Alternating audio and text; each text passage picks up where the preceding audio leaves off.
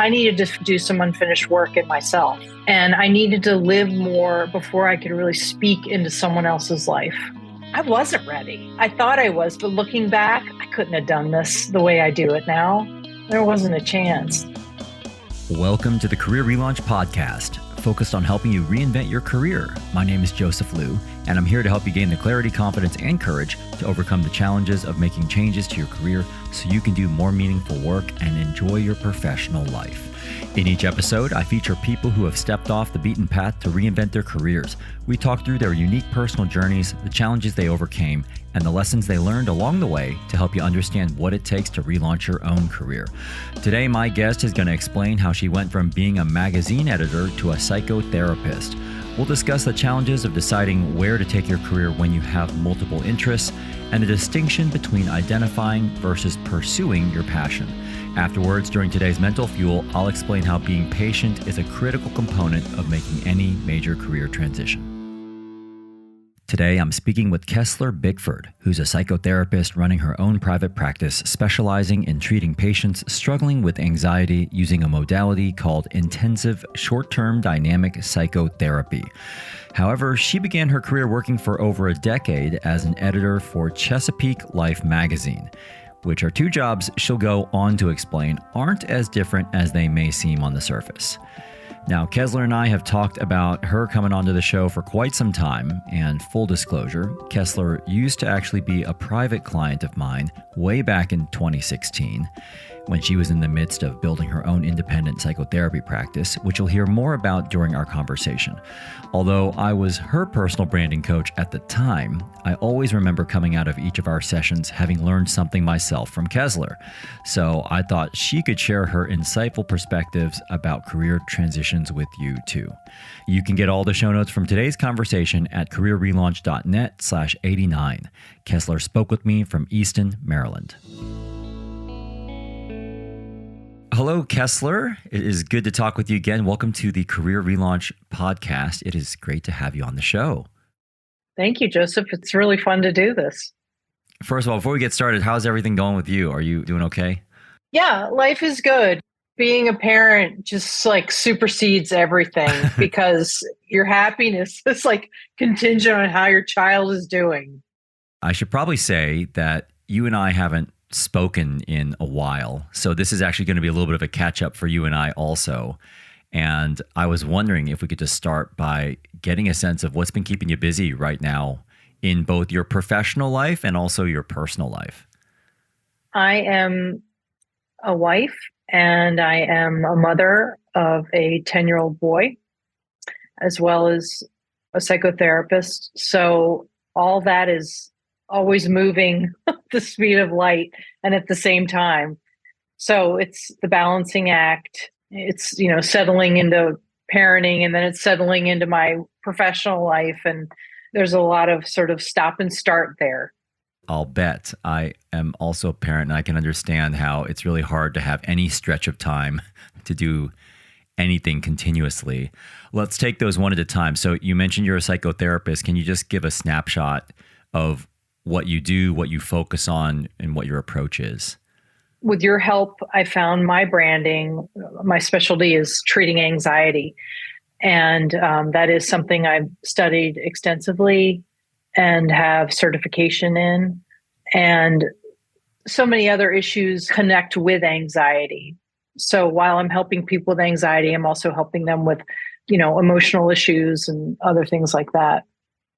Just so we're all kind of on the same page, when you use the term anxiety in a clinical sense, can you just explain in layperson's terms, what exactly do you mean by that? What are the types of people who you might typically see in your practice?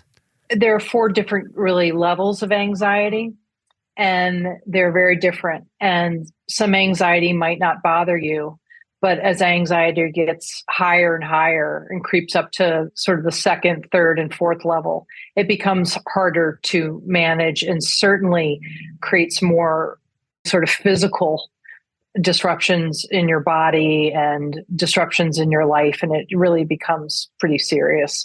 So I'm helping people learn how to regulate anxiety that goes to a point where it's so high, it's affecting their cognitive ability, as well as sort of creating a lot of physical symptoms too.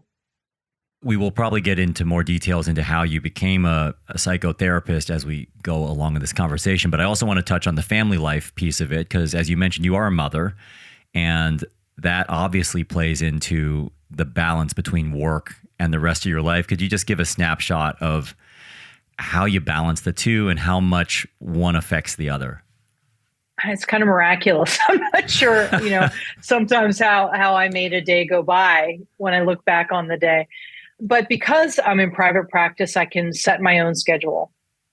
And that really allows me to tailor the time I need and carve that out for my son or family things, and then move my clients around that.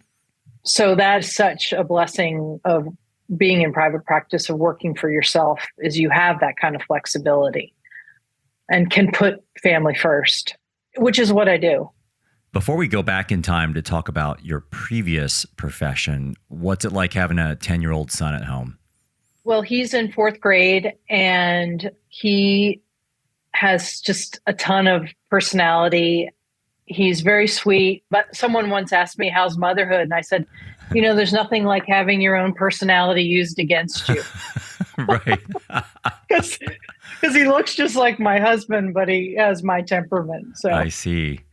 I've always thought it must be interesting as someone who is a psychotherapist to think about your children and their temperament and their approach to life. It must obviously influence your perceptions of your child and also inform your approach to parenting. Would you say that's a fair statement? I think it is fair. And that doesn't mean it's a winning approach, because I'm just human and I'm coming at it with my own fears and projections. And the tricky thing is separating yourself from your child and realizing you're two totally different people, and how you see something and feel about something is not the way they do. And this allows them to have their own experience, their own personality, separate from your own. But that is something that's, I think, hard for so many parents. It's just accepting your child for the personality that they have that's different from yours. I can completely relate to that. As you know, I've got a 4 coming up on 5-year-old daughter, and I do catch myself sometimes almost saying something along the lines of, well, when I was a kid, this, and I just got to stop myself, but I can feel myself. I feel tempted to bring it up, but then I stop myself. So yeah.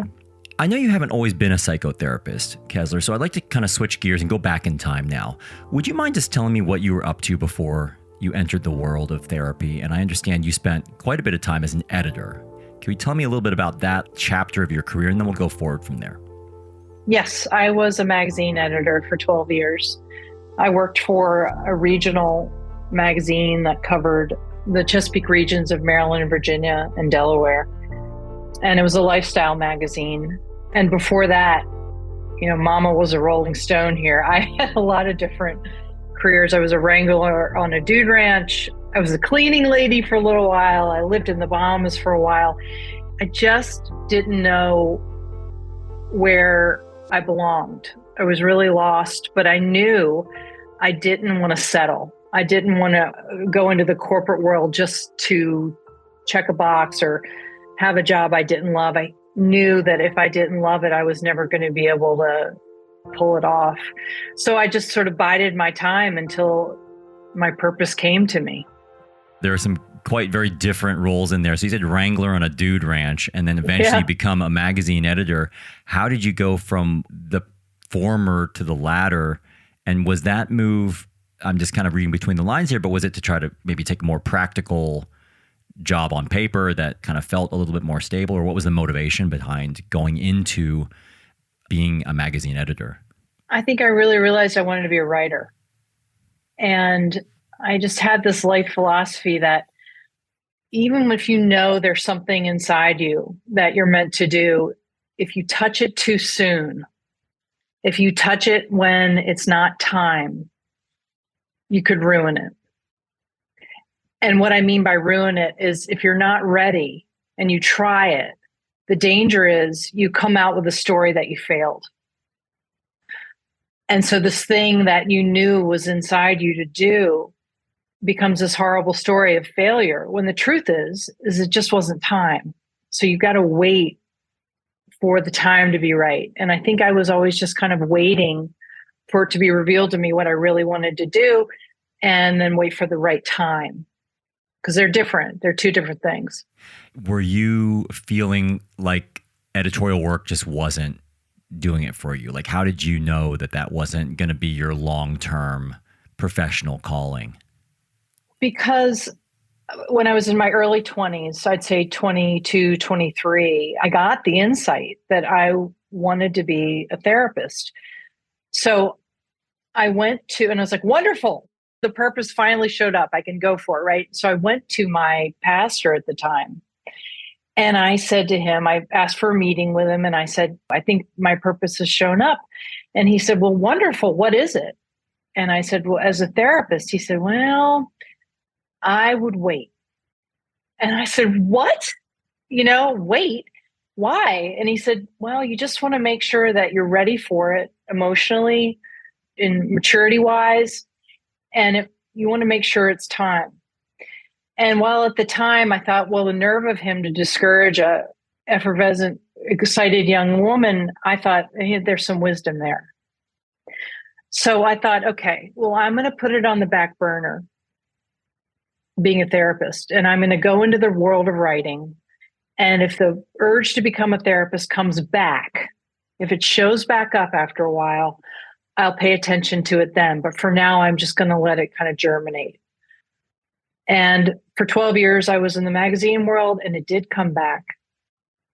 That feeling to go back and get a degree in therapy and go into that part of me did come back.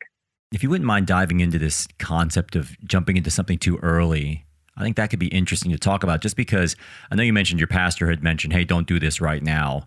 I've actually have been given a similar advice myself when I was thinking about going into coaching one day. I remember a coach I spoke to, he said, don't do this yet. What do you think is behind these people's comments to dissuade people from jumping into their path of passion to quote unquote early? Like, what would be the downside of that? Well, I think everything in life is motive. And I can't speak to what his motive was, but for me, it wasn't a malicious motive. It was a motive of making sure that I was ready. I needed to do some unfinished work in myself. And I needed to live more before I could really speak into someone else's life. And the truth is, the human brain isn't fully formed till you're 24, 25. And I was 22, 23. So I wasn't ready. I thought I was, but looking back, I couldn't have done this the way I do it now. There wasn't a chance. So for me, it was really good advice. It wasn't pleasant advice.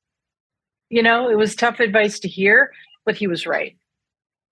What do you think that time as a magazine editor did for you or enabled you to do that you wouldn't have otherwise been able to pull off when you started to make that transition into psychotherapy? People ask me that, well, what's the connection? And it's not a loose connection. It's a very strong connection, because as a writer, you've got to have the ability to step out of someone else's story when you're interviewing them. In order to tell their story, you've got to remove yourself so that you can fully hear them and fully take in their experience so that you're able to translate it onto paper. So there was so much training in listening and asking questions that lead to deeper and more information for me, and removing myself from the equation so that it can be their moment, not mine. That was really part of my training in becoming a therapist. Can we also talk a little bit about the transition itself? Because we're talking about two, at least seemingly different professions, although I know you mentioned there's a very strong connection in the transferable skills that you developed. But can you just give a glimpse into what it was like to be working full-time as an editor while also pursuing this new path of being trained and credentialed to become a psychotherapist? Well, I was the senior editor. And so the managing editor who worked under me, he and I change jobs, swap jobs, so that he became the head of the magazine and I was the editor underneath of him. So I didn't have all that responsibility while I was going to graduate school, et cetera. And I think I did that for about a year. And then I went to school full time. And I had a tremendous gift from my mother, who supported me at that time so that I could go to school full time and finish it as quickly as possible. Because I was 38. Is that considered kind of late? I think for me, it felt late because I felt like a late bloomer. And I wanted to be able to get right back into the job market, as fast as I could. And I think a lot of people go back to school right from college into a graduate or PhD program. Let's shift gears here then, Kessler, and let's talk about your entry into becoming a full-time psychotherapist. Coincidentally, it's not uncommon for me to cross paths with people who have been working in the corporate world, have realized that they would rather have a more people-focused profession, and they do start to consider things like psychotherapy or going into clinical psychology. How do you go from studying clinical psychology to then eventually working as a psychotherapist? Can you just explain what path you followed and how did you land in the practice that you landed in? I found a practice I wanted to work in. I did my research and I identified a local practice in my hometown where I wanted to work. And I called them and I said, I'm about to graduate. I'd like to come talk to you about if you have any openings. And the owner of the practice said, well, you're not fully licensed yet. I just can't take you on. Call me when you have you're fully licensed. And I just didn't leave him alone. I hounded the poor man until he gave me a job. I just chased him until he's all right, enough, anything to get you to quit calling me. So I think it's about identifying where you want to work and then just going for it. And how do you go about finding patients? Do they come to you? Do you proactively, market's kind of a strong word here, but kind of promote or kind of drive visibility for your practice? How do you go about finding your clients or your patients? When I first got out of grad school, I worked in a group practice and now I'm in private practice. So the marketing is very different. So in a group, they provide you with your clients a lot of times. And in private practice, it's solely up to me to go do my own marketing and find my own clients. And, word of mouth always has the most legs. It always is the best way to go. And how was it for you as you were part of that group practice? Can you just give a sense of what your trajectory was there, how you were feeling about that, how that evolved for you?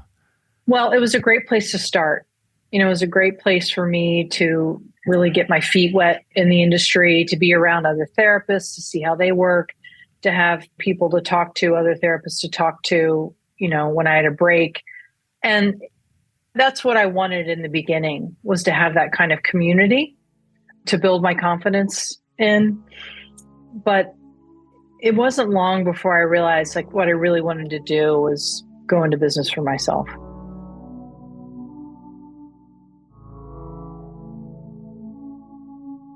Was there something in particular that was kind of nagging you about being part of a group practice versus branching off on your own that was triggering you to think, hey, I need to go start my own practice?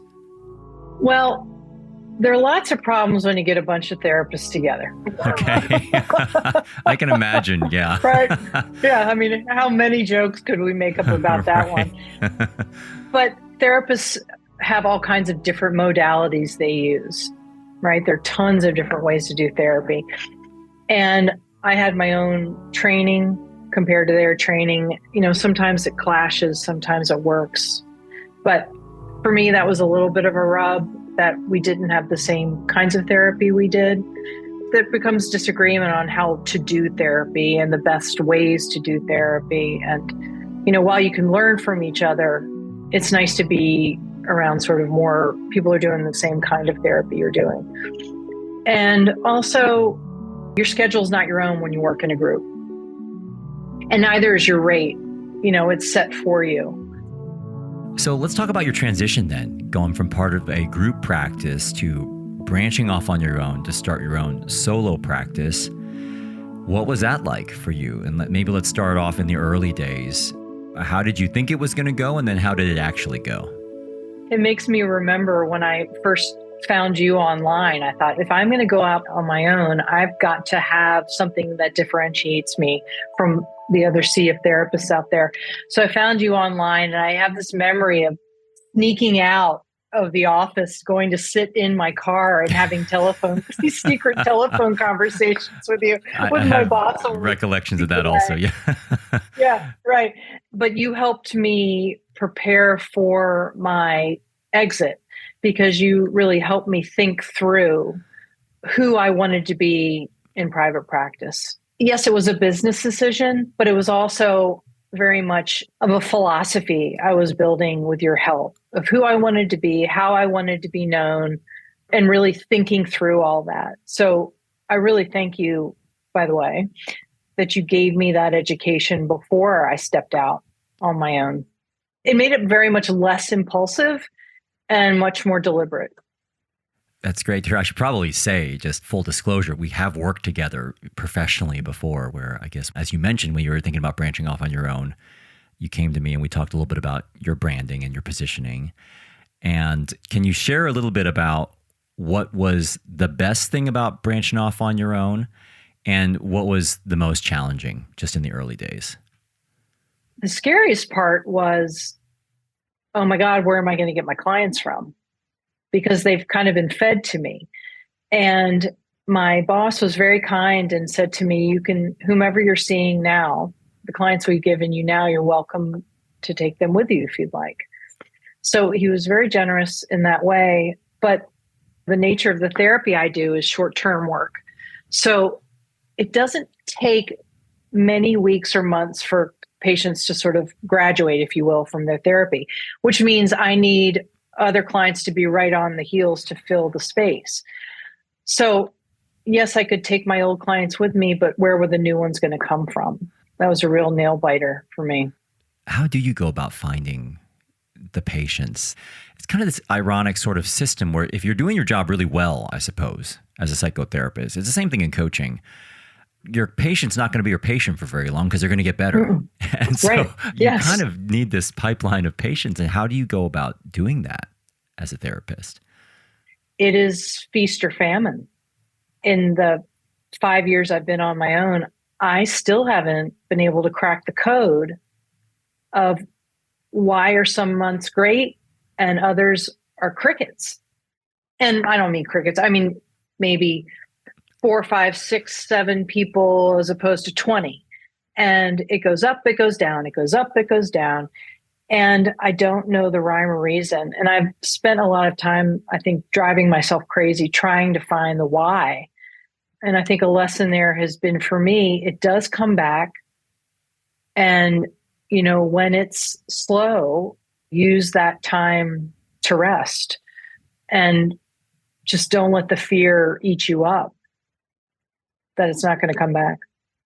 Yeah, that is an interesting point, because one of the questions I wanted to ask you, Kessler, was about your life as a psychotherapist. And many people, they're probably coming to you at their most desperate moments, I'm imagining. They're coming to you, you're dealing with issues related to anxiety. So you're dealing with people who are struggling a lot with something. And when they see you, they're probably really needing some serious help. How do you maintain your own psychology and your own stability through it all? Because you mentioned having, let's say, 20 patients at any one given time. I would imagine that's somewhat emotionally and physically draining. Is that the case as a psychotherapist? Like, do you feel the weight of the patients you're working with, or do you just find a way to kind of separate yourself from that? I've always been really curious to hear about that, straight from an actual psychotherapist. That hasn't been a struggle for me, because when you have hope for a patient, when they are highly invested in themselves and have the want, the will to meet their goals, I don't worry about them, because they've already decided they're going to walk this road and they're going to get to what they want. I did some crisis work when I was in grad school as part of my grad school work. And that was very different. That was very draining for me because people didn't always have the will or the want to get better. The sympathy, would just pour out of you. And that was draining. But that's a very different population. But I think as long as I see that a patient has the will, the want, the drive to get to their therapy goals, I'm energized by that. Well, before we talk about some of the lessons you've learned through your transitions, I did also just want to ask you about what you have found to be the most surprising aspect of shifting from being part of a group practice to now being someone who's running your own practice. I still have a community that I've created with other therapists around me and reached out and gotten to know them and have coffee and we meet for lunch. I can still have that community without having it in my office space. But something else I found very surprising is that we've got more than one gift in us. And it takes some courage to put your eyes on that other part of you, that other gift, because sometimes it upsets the apple cart, right? Sometimes it can upset your life when you do that because it brings some change. But I do believe we all have more than one gift inside of us. The last thing I was hoping I could talk with you about, Kessler, before we wrap up with what you're focused on right now in your practice is just a few questions about the things you've learned along the way of your very interesting career change journey. And I was hoping we could start by getting a sense of if you had to give advice to your younger self as it relates to making a major career change, what might that be? Don't second guess your gut about timing and have the courage to listen to it. Because again, you might hear a no, and that might be hard to hear. But I think that no is designed to protect you. It's designed to keep that change, that direction you want to go. It's designed to keep it sacred. And it'll come. But just listen to your gut about the timing of it all. I think sometimes we feel pressured to, as quickly as possible, move on to that thing that we feel is really going to light us up and really going to energize us, but to be patient with it, I suppose, if you can be. Yes, be patient with it and just question it.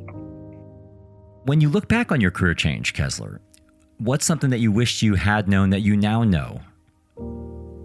I think don't let fear run the show. It can cause a lot of hesitation. It can cause a lot of wasted time. And just go for it.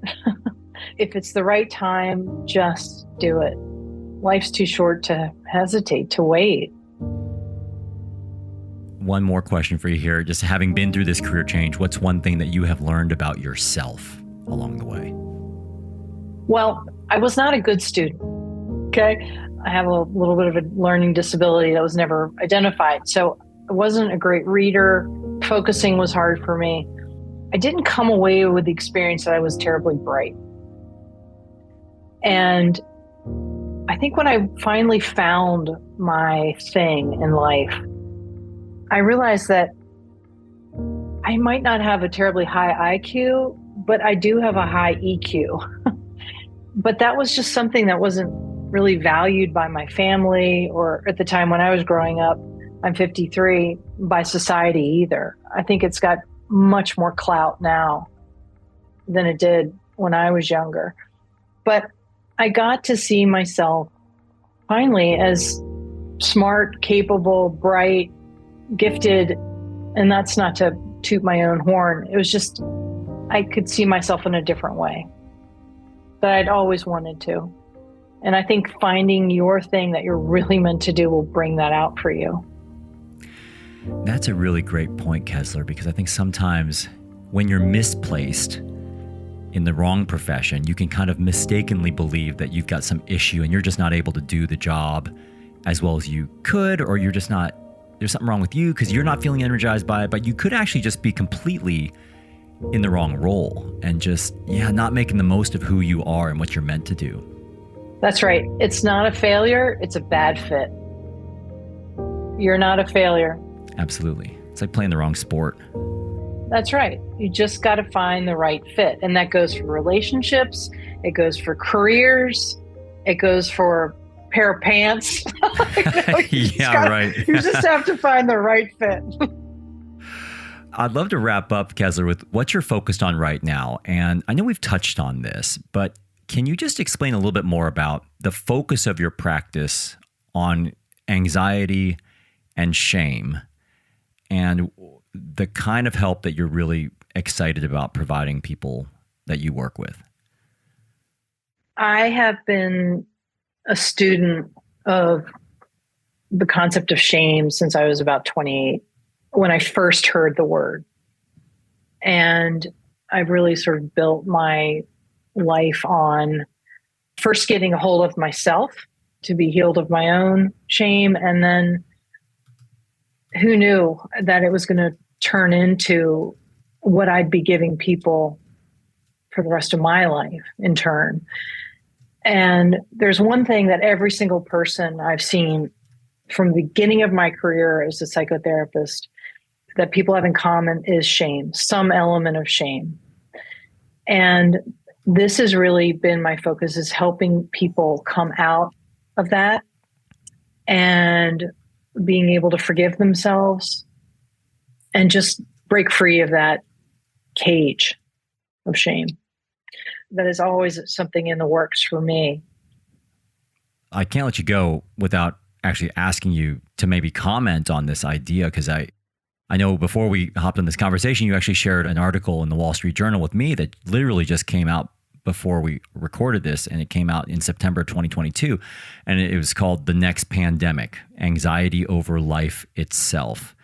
And you can imagine there are people out there who are probably listening to this, and maybe they're dealing with a lot of economic uncertainty because of the unreal levels of inflation that are hitting people right now. We've got the war in Ukraine. We've got a lot of economic volatility. We've still got the pandemic that's still on our hands. If somebody's listening to this and they're either struggling with anxiety or they are struggling with shame, I am aware this is probably case by case basis, but do you have any broad suggestion on where people can start to at least make some strides in managing that anxiety or managing the kind of shame that they're feeling? It's very hard to do on your own. I don't think we were meant to do it alone. I think these are the issues that we were meant to do in relationship with help. Because if you could do it alone, you would have already remedied the situation, right? But I do think it's something we're meant to do through a relationship. You know, make sure that you've got a therapist who is trained in anxiety regulation, because it is a grossly misunderstood issue. I think not only in the therapy world, but also in the medical world. So you really want to have someone who is well trained in how to manage that. Speaking of which, if there is someone out there who's listening to this and wants to learn more about the topic of shame or anxiety, or find out more about the work you do as a psychotherapist for people struggling with these issues, where can they go? Well, thank you for asking. My website, which is my name, Kessler Bickford, BICKFORD.com. Well, we will be sure to capture that in the show notes. And I just wanted to thank you, Kessler, for, reconnecting with me, first of all, after all these years, telling us more about your life as a psychotherapist, your transition from a very different industry into the world of psychotherapy, and also just sharing some of your thoughts and insights on this topic of anxiety. So best of luck with your practice. And also just thank you for all the work you're doing to assist your patients and all the people out there struggling with the challenges they're facing right now. Well, thank you, Joseph. It's been fun. So I hope you enjoyed hearing Kessler's perspectives about how patience is so important when making a career change, why professional fit trumps all else, and what it takes to pursue your own unique interests. Now it's time to wrap up with today's Mental Fuel, where I'm going to describe times in my career when patience paid off and haste didn't.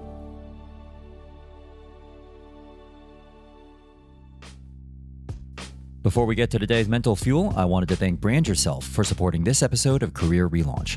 Brand Yourself offers simple tools and services to help control what people find when they Google you. To clean up, protect, and improve how you look online, visit brandyourself.com and use promo code RELAUNCH to get 50% off a premium membership. This is the part of the show called Mental Fuel, where I finish the show with a brief personal story related to one of the topics we covered today and wrap up with a simple challenge to help you move forward with your own career goals. So for today's Mental Fuel, I wanted to pick up on something Kessler mentioned about waiting for the right moment before making a big move in your career. And this got me thinking about the tension between immediately pursuing your new career path once you've identified it, although you may feel a bit underprepared, versus waiting until you feel more prepared, but then wondering if you're actually burning valuable time. So I thought I'd just share an example of when I erred on the side of moving more hastily, and another example of when I moved more patiently during my career transitions. So first up, the slightly hastier move.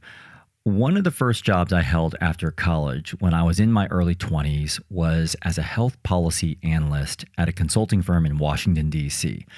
And about 2 years into that job, I started to feel the itch to go back to graduate school after dropping out of medical school a couple years prior. Now, for much of my life, I'd always assumed I'd do an advanced degree beyond a college degree, so it was never really a matter of whether to do it, but more of a question around which degree I would pursue. And pretty quickly, especially after really enjoying the work I did on a big corporate rebranding initiative at that firm, I landed on the idea of doing an MBA. I'd actually already taken my GMAT before going to medical school because at the time I was already thinking about doing a dual MD MBA degree. So I applied right away. And after only 3 years of working at that consulting firm, I started my MBA thinking that I'd err on the side of going sooner rather than later. I was in my late 20s, excited about getting my life moving in a new direction after the fallout from medical school. And I figured, why keep continuing to do work in the space of health policy if it didn't feel like my calling? So staying longer just kind of felt like I'd be burning valuable time. So off I went to the University of Michigan, Ross School of Business, which was the only school I applied to. And looking back on it, although I did have a really great couple years there, if I'm really honest with myself, I feel like an additional year of work experience may have served me well. In terms of years of work experience, I was definitely on the lower end of the spectrum in my class of 420 students. And I think if I just waited one more year, I would have come equipped with more practical business experience.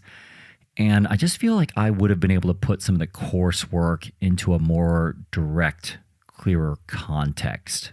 Now, in the end, it didn't derail me or hurt me in any material, noticeable way. But I also think it would have helped to perhaps wait one more year and get a bit more professional experience under my belt before heading there at the age of 27. Okay, so that's an example of perhaps moving a bit too quickly. The other example I wanted to share was when I moved forward more patiently.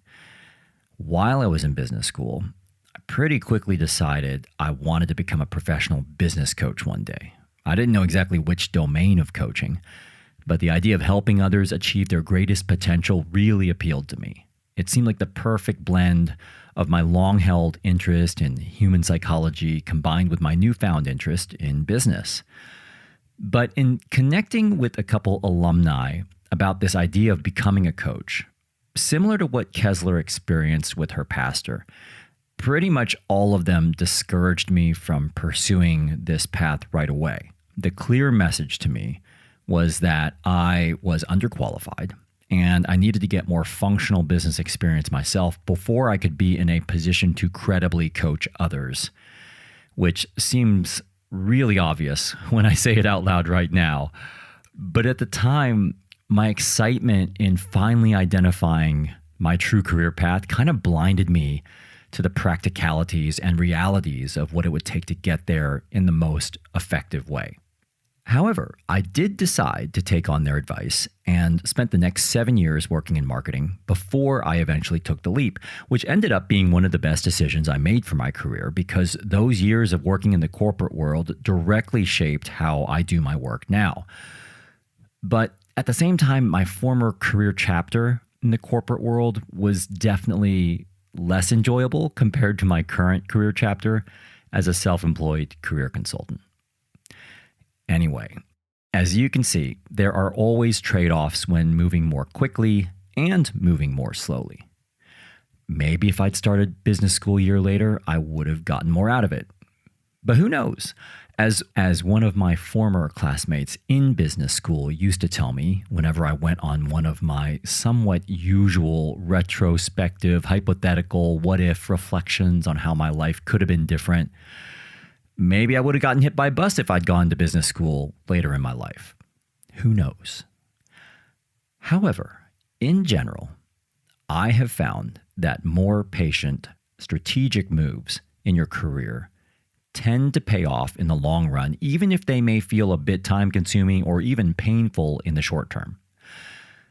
If you can bring yourself to take your time and think of your career as a marathon instead of a sprint, you'll be a lot more effective once you do feel like you've done your time and can confidently make the leap into something new, fully equipped for the journey ahead. This takes me to a very well-known proverb my father used to remind me of frequently that I definitely feel applies to career changes.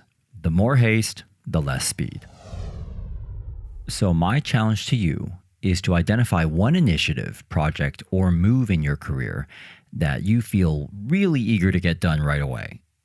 Take a moment right now and reflect on what's at stake and what would happen if you slowed down just a bit.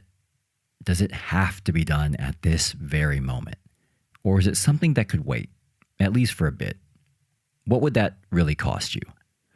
And more importantly, how could slowing down actually benefit you and perhaps increase your ultimate chances of success? If you want to share your personal anecdote with me about something you feel really excited to do right now in your career, but have decided to put off for just a bit longer, I'd welcome you sharing your thoughts with me by sending me an email to joseph@careerrelaunch.net or leaving me a voicemail at careerrelaunch.net/89, where you can also find a summary of my discussion with Kessler, learn more about her practice, and find a few articles about how to manage anxiety in the midst of all the uncertainty facing the world at this moment in time. Again, that's careerrelaunch.net/89. Thanks so much for being a part of the Career Relaunch community, and a very special thanks again to Kessler Bickford for sharing her story with us today from Maryland. This episode was mixed by Liam McKenzie, our music was curated by Jonathan Rinaldi-Pohl, and the Career Relaunch theme song was written and performed by Electrocardiogram. I'm Joseph Liu, and I'll talk to you next time.